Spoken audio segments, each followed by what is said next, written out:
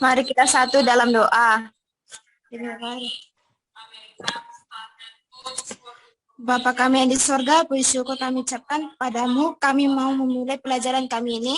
Berkatilah guru kami, berikan kesehatan dan rezeki kepada guru kami. Supaya guru kami menjelaskan pelajaran ini, kami dapat mengerti dengan baik. Berikan kami kesehatan yang hadir Zoom ini. Begitu juga dengan teman-teman kami yang tidak hadir Zoom pada saat ini. Berkatilah pelajaran kami ini dari awal, pertengahan, dan akhir supaya kami fokus belajar saat ini, Tuhan. Ini doa anakmu yang tidak sempurna, Tuhanlah yang menyempurnakan. Di dalam nama Yesus Kristus, kami yang hidup. Amin. Oke, baik. Untuk masalah kehadiran, nanti itu dicatat oleh sekretaris ya. Sekretarisnya siapa, Nak? Ada sekretaris? Nggak hadir? Mungkin Saya, nanti Pak. si dia ya. Oke, nanti laporkan dia ya. Nah, laporkan ya. Oke, baik. Pada prinsipnya pagi ini materi kita, Nak, yaitu mengenai tahapan pembuatan laporan ya. Jadi 2 minggu yang lalu sebelum UTS itu sudah kita bahas apa itu laporan, apa tujuannya, manfaatnya apa, dan bagaimana cara menganalisisnya. Nah, jadi untuk pagi hari ini Bapak hanya membuat suatu penegasan ataupun penguatan karena memang juga di GC sudah lihat videonya kan? Halo? Sudah ada yang lihat? Sudah ada yang tonton? Sudah ada yang pelajari belum? Sudah? Oke, yang belum nanti tindak lanjuti untuk penegasan menguatkan kembali. Yang sudah terima kasih. Nah, sekarang kita mulai materi pelajaran kita, yaitu tahapan. Sebentar ya, saya share screen ya. Saya share screen. Baik, sesuai dengan materi yang saya sampaikan, materi kita pada pagi hari ini adalah tahapan pembuatan laporan kegiatan usaha. Jadi, apa itu laporan? Apa itu laporan, Jessica? Sarah? Laporan. Sesuatu yang harus dipertanggungjawabkan, Pak. Iya, jadi laporan itu merupakan dokumen ataupun catatan untuk mempertanggungjawabkan suatu kegiatan ya. Boleh dikatakan itulah merupakan dokumen pertanggungjawaban. Bagaimana laporan yang bagus? Apa syarat laporan yang baik? Nah, itu nanti juga kita bahas di sini ya. Oke, baik. Jadi tahapan pembuatan laporan kegiatan usaha. Kalau dikatakan tahapan nakku berarti langkah-langkahnya. Ya, langkah-langkah pembuatan laporan ya. Oke, sekarang kita teruskan. Nah, adapun tujuan pembelajaran kita pagi hari ini, Nak, yaitu adalah harapannya agar kamu dapat membuat laporan kegiatan usaha yang sesuai dengan aturan. Jadi laporan yang sesuai dengan aturan. Bukan asal laporan. Harus sesuai dengan aturan. Harus akurat seperti yang 2 minggu lalu kita bahas. Nah, sekarang kita teruskan. Format laporan yang baik itu seperti apa sih? Kan begitu. Format laporan yang memenuhi aturan itu seperti apa? Nah, jadi seperti yang dijelaskan tadi oleh si Sarah ya, laporan adalah dokumen tertulis yang digunakan sebagai alat pertanggungjawaban. Benar. Pas itu. Alat pertanggungjawaban. Tapi ingat syaratnya harus laporannya lengkap. Lengkap laporannya, jangan ada yang kurang. Nggak boleh. Lalu sistematis. Nah, kalau dikatakan sistematis, laporan itu mengikuti urutan-urutan atau tahapan-tahapan yang sudah ditetapkan. Ya, sekali lagi saya katakan, sistematis. Laporan mengikuti urutan-urutan yang sesuai ketentuan. Ya. Dan kronologis, sesuai dengan fakta, jangan ngarang. Ada laporan ngarang kan? Siapa bendahara di sini? Bendahara buat laporan nggak? Bika, buat laporan nggak bendaharanya? Laporan nggak? Buat laporan nggak? Ini Esther mana nih? Si Esther ada ya. si lalui. Buat laporan nggak bendara? Buat ya. Nah, di laporannya itu nggak boleh ngarang, harus sesuai dengan fakta kenyataan sebenarnya. Kalau dikatakan di situ beli, kita katakan membeli buah untuk keperluan untuk menjenguk kawan yang sedang sakit, ya benarlah beli buah. Jangan beli goreng. Nah, seperti itu dia. Sesuai dengan faktanya. Jelas? Jelas indakku, lengkap, sistematis, dan kronologis? Jelas, Nak? Iya, itulah syarat laporan. Sekarang kita teruskan. Nah, pada prinsipnya, sistematika penulisan laporan seperti apa, kan begitu. Yang pertama harus ada covernya. Contoh kalau kamu buat makalah, katakanlah makalah produk kerajinan dari bahan stick. Itu kan laporan kegiatan. Pembuatan produk kerajinan dari bahan stick. Ada covernya. Nah, di cover itu apa yang dibuat di situ? Laporan kegiatan. Lalu di bawahnya apa nama kegiatannya? Pembuatan produk kerajinan dari bahan stick. Lalu di bawah disusun oleh. Baru siapa nama penyusunnya? Contoh si Sarah. Nah, di laporan di cover itu ada apa namanya? Nama laporannya. Laporan apa? Kan gitu. Ada nama penyusun laporannya. Seperti buku, cover buku, ada nama, ada judul bukunya, itu dia. Ada nama penulisnya, ada nama penerbitnya, itu cover. Nah, laporan juga begitu. Ada nama laporannya, laporan apa, ada nama penyusun laporannya. Jelas untuk cover?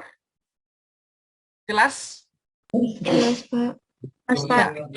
Format-formatnya ini nggak asing sama kita. Biasa kok buat makalah, buat clipping, kan ada covernya kan. Nah, itu juga merupakan laporan. Ya, baik. Nah, oke, sekarang kita masuk ke kata pengantar. Pertanyaan Bapak, udah pernah lihat kata pengantar nggak dalam buku? Halo? Sudah, Pak. Udah pernah nggak lihat kata pengantar dalam buku paketmu? Pernah, Pak. Pernah. Pernah. Sekarang pertanyaannya, di kata pengantar itu apa, Sarah Jessica? Nah, ini nanti dilihat di buku paketnya. Nah, kalau kamu buka buku, pasti ada kata pengantar. Nah, untuk apa itu ada kata pengantar? Namanya kata pengantar. Kata untuk menghantarkan, untuk masuk ke dalam isi. Isi apa? Isi buku kalau buku. Isi laporan kalau laporan. Nah, jadi biasanya itu berisi ucapan syukur kepada Yang Maha Kuasa atas apa gitu.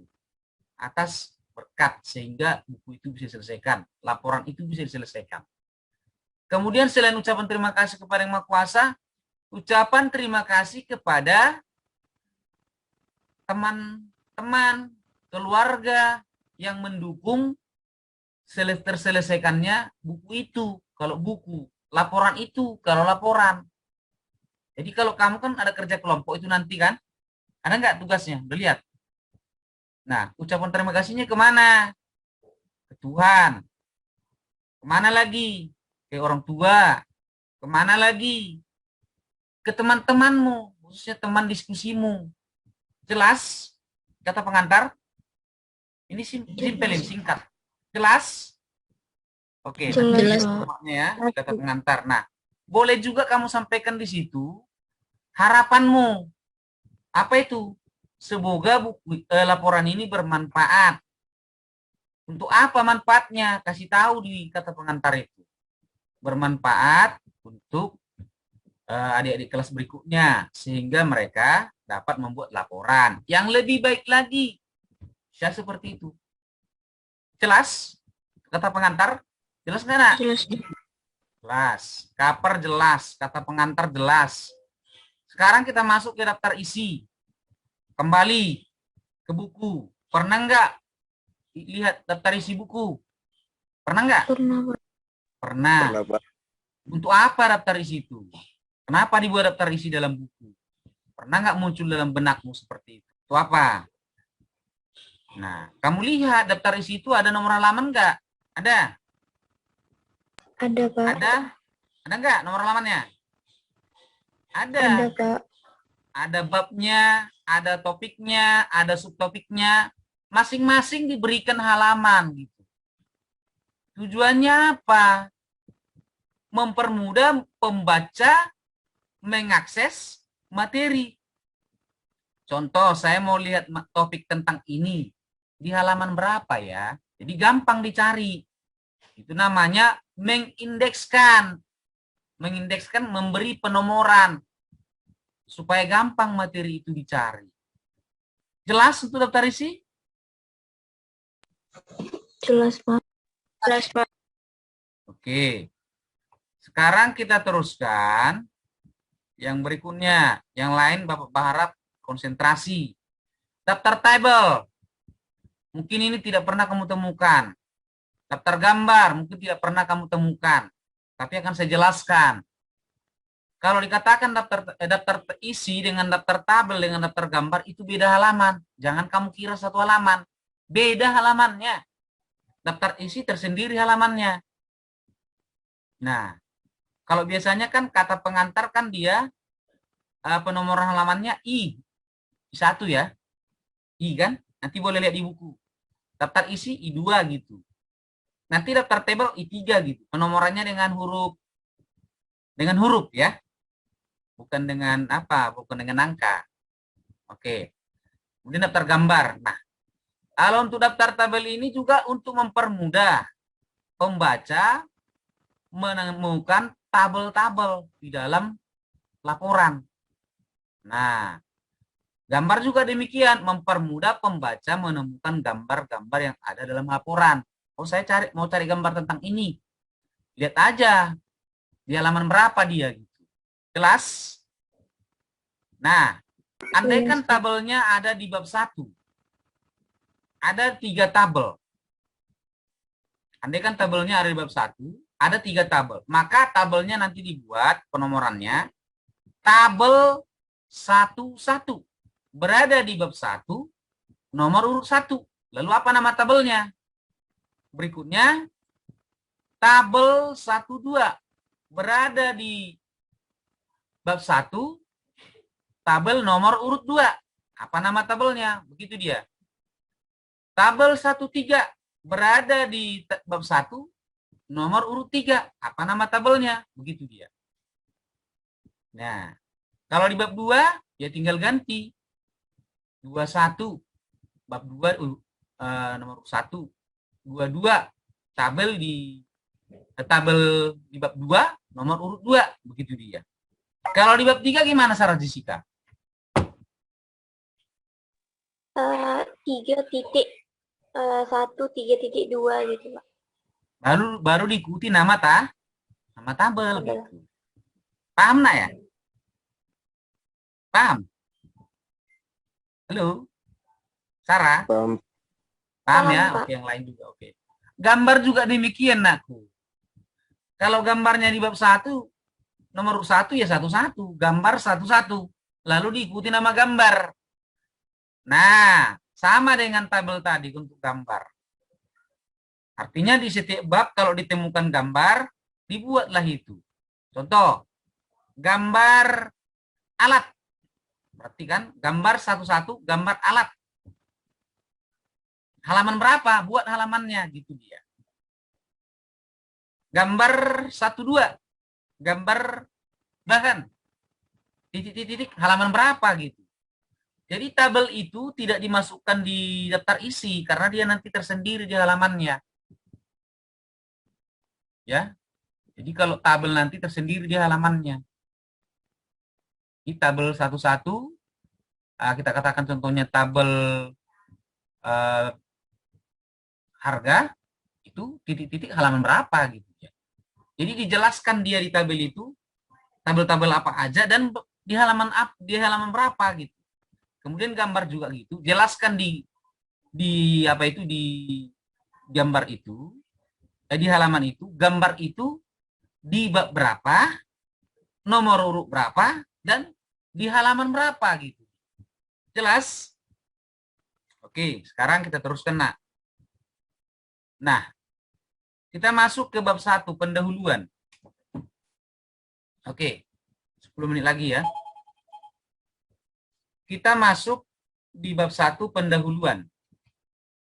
Nah, apa pekerjaan kita di sini, nakku? Namanya pendahuluan. Berarti di sini ada kita bahas tentang latar belakang. Kalau bicara tentang latar belakang, nakku, kita anggaplah contohnya tadi kegiatannya laporan kegiatan pembuatan produk kerajinan dari bahan stik. Nah, latar belakangnya apa gitu? Yang mendasari atau memotivasi kamu membuat kegiatan itu apa?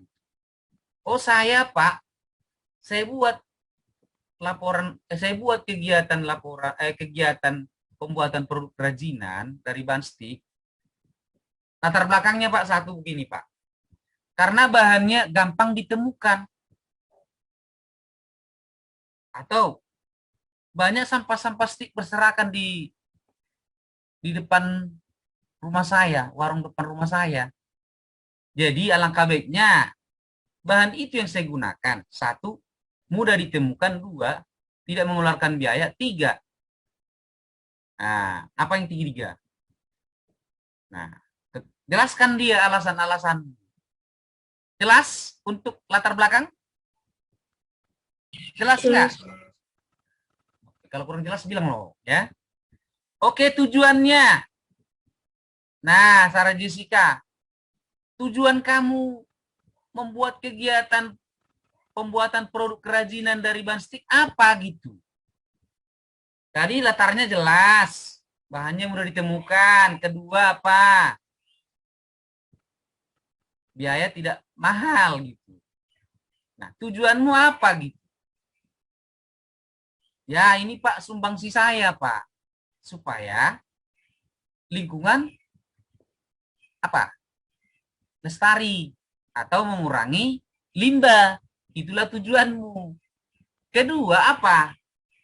Bisa menghasilkan produk kerajinan yang bermanfaat bagi orang lain dari bahan limbah. Jelas untuk tujuan? Jelas, Pak. Halo. Jelas, Pak. Halo. Nah, jelas ya. Nah, kegunaan. Nah, tadi udah cerita latar belakang, motivasinya kenapa buat produk kerajinan itu. Bahannya mudah ditemukan, harganya biaya tidak mahal. Tujuannya apa? Untuk melestarikan lingkungan, membuat produk kerajinan yang bermanfaat bagi orang lain dari sampah atau limbah. Kegunaannya apa? Kegunaan dari kegiatanmu itu. Ya bisa untuk apa kegunaannya? Kegunaan kegiatan tadi itu. Gunanya apa gitu?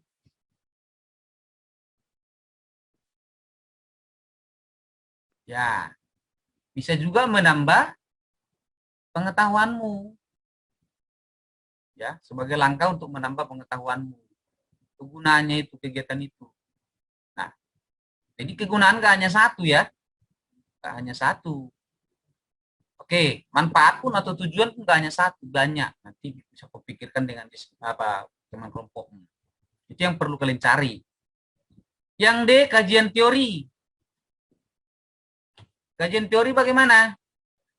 Ini sumber-sumber belajarmu. Atau boleh dikatakan inilah referensinya. Oh, kalau saya ambil dari kajian teorinya, tuliskan. Sumber informasinya contoh dari situs. Apa nama situsnya? Terus teori apa yang disampaikan di sana? Oh, di sana ada teorinya, Pak. Diajari langkah-langkah membuat produk kerajinan dari bahan stik. Ya, tuliskan. Ya, nama situsnya ini, saya dapatkan informasinya ini begini. Kalau YouTube, ya, apa nama link YouTube-nya? Lalu, apa yang dijelaskan di YouTube itu? Jelaskan, terangkan. Gitu ya. Banyak sumbernya kan? Kalau dari buku, ya bukunya apa? Penulisnya siapa? Penerbitnya apa? Lalu, apa yang dijelaskan di sana? terkait kegiatan yang akan kamu lakukan. Gitu dia. Dan banyak ya, YouTube, situs, buku, artikel, majalah, itu banyak sumber belajar. Intinya sekarang kamu mau belajar membuka hati untuk berliterasi, membaca gitu ya. Jangan malas membaca gitu. Jelas, Nak? Jelas? Ada yang mau ditanya? Halo, kelas? Halo, Jelas, Pak. Dea? Iya, Pak. Oke, thank you. Oke, sekarang kita teruskan ke isi laporan. Ini yang paling inti. Nah, isi laporannya apa, Pak? Kan begitu. Isi laporannya kamu buatlah rencana kegiatan. Rencana kegiatan itu apa gitu? Apa nama kegiatannya? Tuliskan di sana nama kegiatan ini. Membuat produk kerajinan dari bahan stik. Kedua, ya, apa alat yang dibutuhkan? Apa bahannya? Apa strateginya? Biayanya? Terus, kapan itu mau kau kerjakan? Waktu. Jelas? Rencana kegiatan, isinya apa nama kegiatannya? Lalu apa lagi? Alatnya apa? Bahannya apa? Teknik pembuatannya atau strateginya apa gitu ya. Berarti sudah ada tekniknya ya. Mungkin teknik menempel, teknik memotong untuk pembentukan, sudah dipelajari itu kan?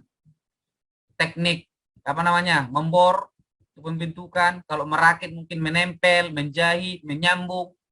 Itu jelaskan di sana tekniknya. Nah, lalu biaya. Biaya mungkin biaya untuk beli alat, beli bahan. Buat di situ rencananya. Rencana pengeluarannya. Jelas, Nak? Lalu waktunya ya. Jelas, Waktu Pak. kapan gitu. Berapa hari gitu. Jelas? Halo? Jelas, Pak. Dea? Ayo oke? Iya, Pak.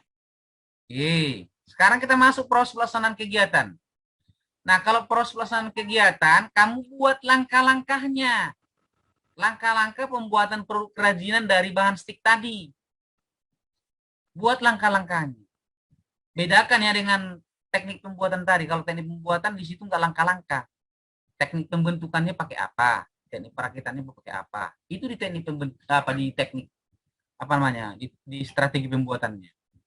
Nah, kalau di proses pelaksanaan, langkah-langkah pembuatan produk kerajinannya. Nah, jelas? Ini kan udah buat nih kemarin. Oke, mulai dari pertama apa langkah-langkahnya? Oke, cari bahannya, siapkan alatnya, siapkan bahannya, lalu proses kan begitu dari awal sampai akhir kan begitu. Nah, yang berikutnya laporan keuangan. Ya, laporan keuangan ini maksudnya laporan setelah kegiatan dilakukan ada nggak? Laporan pengeluarannya tadi sudah memang dibuat di perencanaan. Tapi di laporan tersendiri juga ada, ya. Mungkin setelah itu mungkin ada tambahan laporan apa yang tak terduga. Oke. Yang terakhir, Nakku, kesimpulan dan saran. Kalau kesimpulan ini berarti kita bicara tentang pemahamanmu secara menyeluruh dari materi dari laporan itu gitu. Apa kesimpulannya? Intisari dari laporan yang kau buat itu apa gitu? Buat kesimpulannya. Oh, bahwasannya pembuatan produk kerajinan ini sangat bermanfaat untuk ini. Begitu dia. Kedua, apalagi kesimpulannya. Nah, itulah yang kamu diskusikan di ruang diskusi kelompok dengan teman sekelompokmu secara daring. Saran itu adalah merupakan kita meminta masukan dari pihak orang lain. Sarannya yang sifatnya membangun, yang konstruktif, jangan destruktif.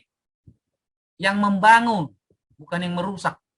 Mintalah saran kepada pembaca. Itu perlu kamu buat di dalam laporan. Jelas, Nak? Halo? Jelas, Pak.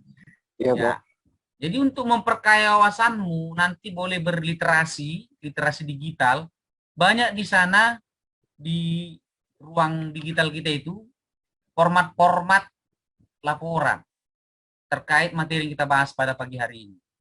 Jadi intinya mau berdiskusi, mau bereksplorasi, membaca materi, baik dari sumber internet, buku, pokoknya banyaklah sumber belajar.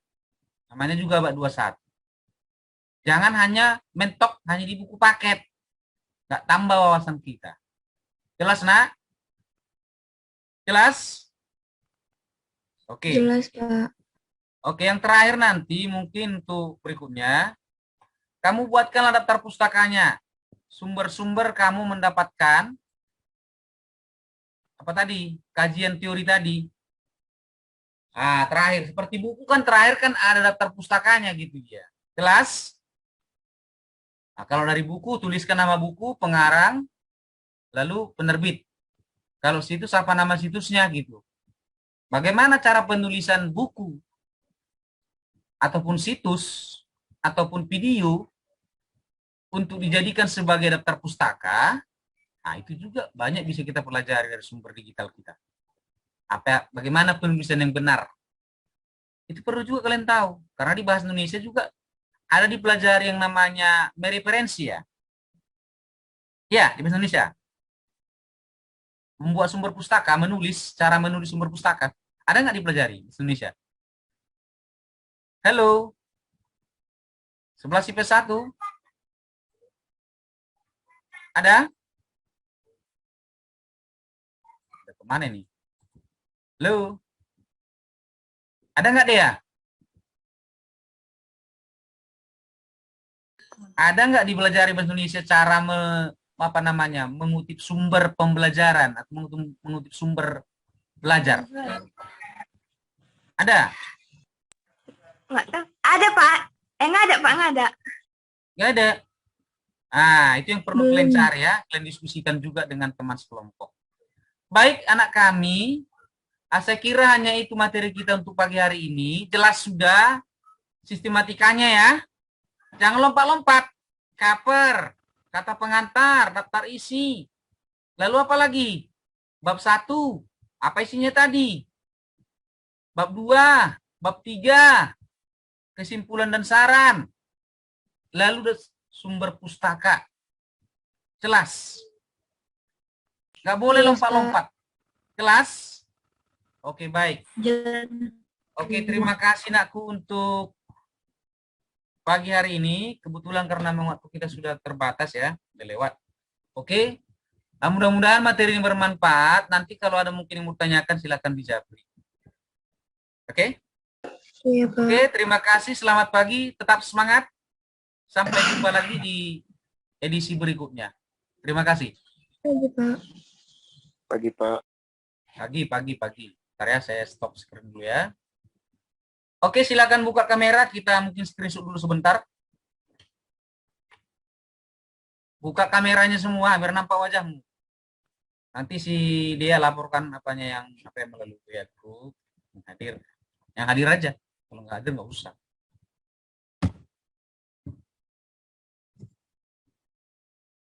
Mungkin Welki agak diapakan dulu maunya apanya. Rambutnya biar keren. Biar seperti anak muda India ya. Oke. Oke, sekali lagi ya. Senyum dong. Ini si Rahel muka stres ini.